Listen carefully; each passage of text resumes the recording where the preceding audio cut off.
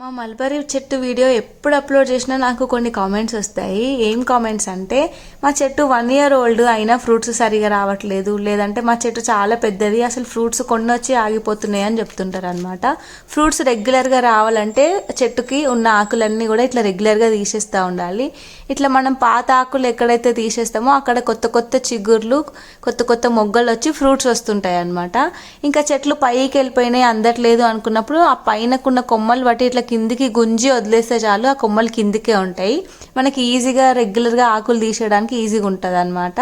ఈ ఆకులు తీసేయడంతో పాటు రెగ్యులర్గా కొంచెం పెండ నీళ్ళు కూడా ఇస్తే చాలా మంచిది చెట్టుకి. అండ్ ఎండ కంపల్సరీ ఉండాలి. ఎండ ఎంత వస్తే ఫ్రూట్స్ అంత వస్తాయి అనమాట. ఇంకా ఈ ఫ్రూట్స్ చాలా హెల్త్కి మంచిది, బ్లడ్ కూడా చాలా తొందరగా ఇంక్రీజ్ అవుతుంది.